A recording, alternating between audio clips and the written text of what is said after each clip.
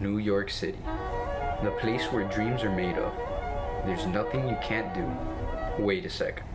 Did I just sing the Empire State of Mind? But in all seriousness, an amazing place with amazing sights waiting to be photographed.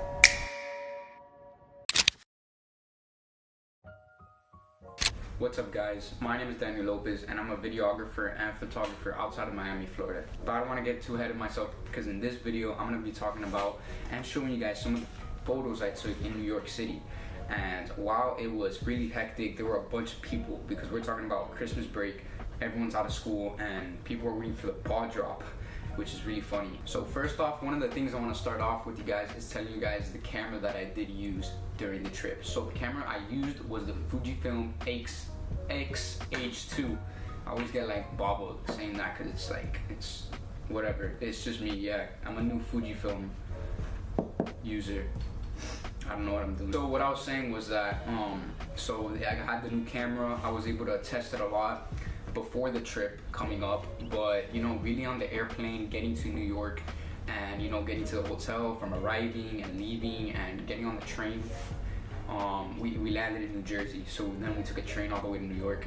It was a really fun experience, and while we were waiting for like unpacking and everything, I was able to take my camera out and take a lot of shots. So I had a couple shots that I took of the family and the train outside. They were really nice. Now usually what I would do for those photos is that for the settings I would usually use an ISO as low as I can during the day because I want to try to get the image as sharp as possible, and I'm going to be cranking up that shutter speed all the way up as much as I can.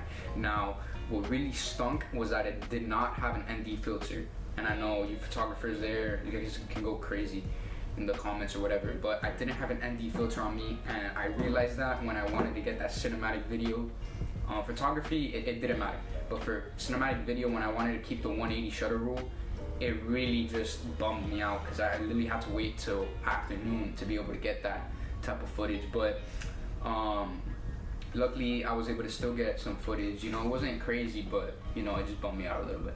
So when arriving into New York City, we were able to see a bunch of things. So we went to Times Square around the nighttime in the first day after getting off the train and the subway and everything, and there was just so much, like it was hectic. I tried to pull out my camera from my bag and there were people behind me shoving me forward because they wanted to like go get food or whatever, God knows what. They were all tourists, we're tourists too, but it's just hectic. So as I was trying to pull out my camera and everything, I was like doing all the settings. I didn't even have like 1 second to breathe, but luckily I was still able to get some photos. I got some photos of the Christmas tree, which was super nice. There was a bunch of people in the way, so you know, I still had to like reach over and try to snap that photo.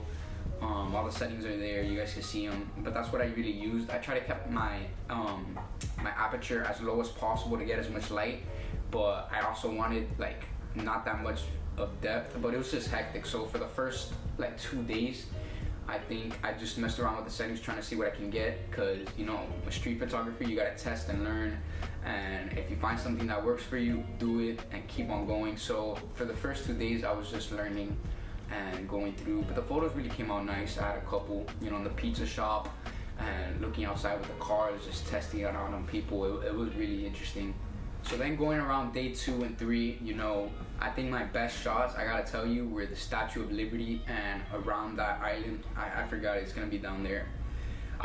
It was so crazy. I don't even know like the parts and the subways. It was just insane. So I think my best images had to be around there, you know, getting the people in front, you know, like with their phone out, taking pictures, and even people waiting in the line just looking around. That had to be like the best, because I got a lot of cinematic shots like that, and a lot of photos of just people in the way of the Statue of Liberty. I got some clear photos too of it. It was really nice. I had time when I was on the boat and looking at everything, and there were a bunch of seagulls, like seagulls everywhere. I tried to take a couple pictures. I took them when they were, you know, resting and stuff like that, but other than that, it was really nice. The photos came out super sharp. It was like a cloudy day, so it wasn't like super sunny, and it was like around 35, 42 degrees. It was ranging around those degrees during the whole trip, so it was really cold. Every time I would like take a picture, I would look at it, it would be like, okay, this is nice, and then stick my hands right in my pocket because it was freezing. But other than that, you know, I got the photos that I liked and they came out really well. So that was day 3 and 2, and so going into my day 4 and day 5, it was really interesting because that's when I started, getting it more in front of people's faces. And we arrived on New York during Christmas, so obviously it was hectic at night and around those times because you have travelers leaving New York and travelers entering, so it was insane. But around the 27th, 28th, and even the 29th, coming towards New Year's, like that little period, it was a lot calmer. Like there were still a bunch of people and like doing a bunch of things, so there were lines for everything, of course. You're always gonna have lines, but it was really cool to get into people's faces and taking pictures. As weird as that sounds, it actually worked. If you're the type of photographer that's like, bro, like hiding your camera and stuff like that, you're not gonna get any shots. Like, I'm sorry to tell you, like, bro, like you picked the wrong hobby, the wrong job, the wrong like thing to do if you don't want to get into people's faces and pop your camera out and take photos. I have so many photos here of me taking photos of people's faces. People might have even looked at the camera and they don't do anything. It doesn't bother them, and I'm pretty sure it's not illegal. It's street photography. Like, bro, in New York, like if I'm gonna tell you a bunch of stuff, there's people like not running red lights and nobody does anything. So don't talk to me saying that's illegal and stuff. It's street photography. You're supposed to mess around, look, learn, and try. And a bunch of times I failed. I took so many bad photos. It took me like forever deleting a lot of them. But once you find that photo, it's all worth it. And especially in the cold, and when I was tired, bro, we were walking a bunch like around Central Park and going from subway to subway, walking everywhere. We were lost a lot. But when I found that photo and I started editing it, I was like, bro, it was all worth it. It was really worth it. So it was a really fun experience, taking pictures of people, in their natural habitat. I don't know what's their environment. People just even waiting like outside the subway or waiting across for the light to turn white for them to walk. Just taking photos of that, it's just awesome. And I think people photos of the subjects being people in my photos had to be the best photographs that I took. And lastly, probably my favorite shots that I took during this whole trip had to be the buildings. Now, New York is super famous for their buildings. I think that's one of the main reasons why people go there. I wouldn't say anything else. Like, there was so much trash everywhere.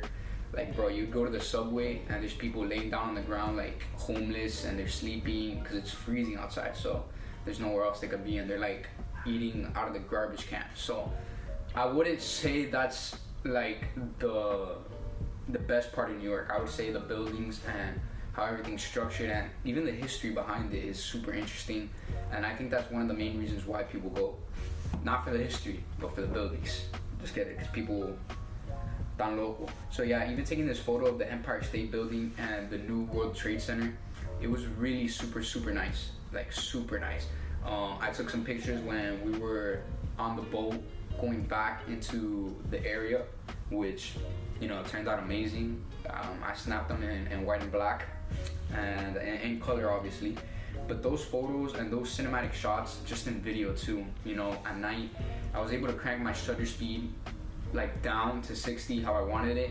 But then, especially without the end of filter, I had to crank up the ISO to like 3200 and 4000 and even 6000, which honestly is insane. Oh no! Because my camera still came out fine and showed barely any grain. And that's why I love the Fuji X-H2, I got it right, Fuji X-H2. Being able to crank up my ISO that high and not really having to be worrying about it.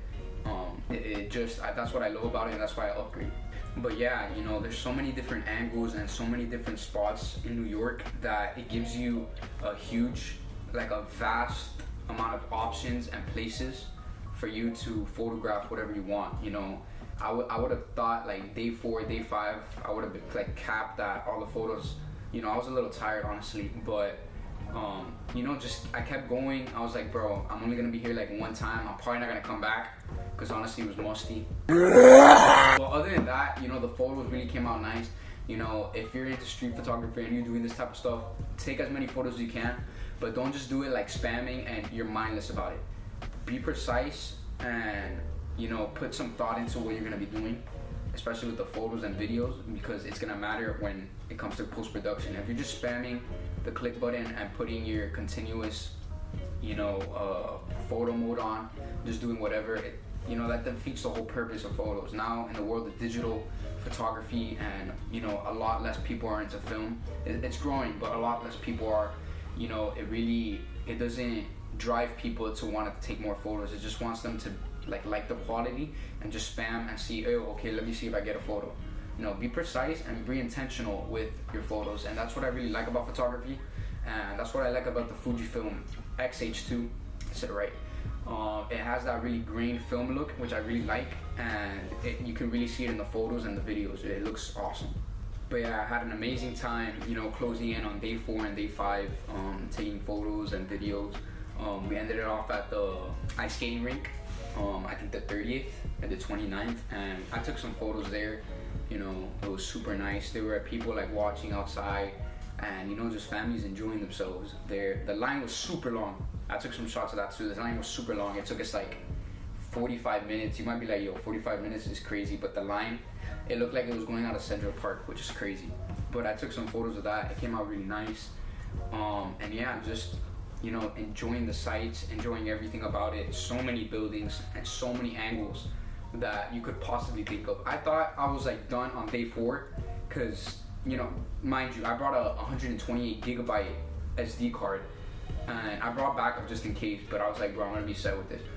On day 4, and we were there for like 7 days. On day 4, I was already like capped, and I think I didn't even know if it had to do with the video, because I did take some videos, but it was mostly photos, right?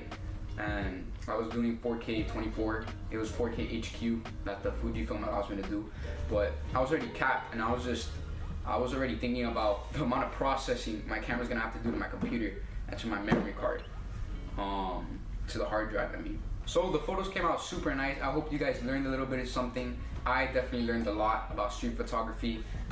If you guys have any questions that you guys want to ask me about the photos or any settings, leave a comment down below. Smash that like button and subscribe if you guys did enjoy the video, and if you guys want more content like this in the future. But let me know what your thoughts are on this, and I will see you in the next video. Dale.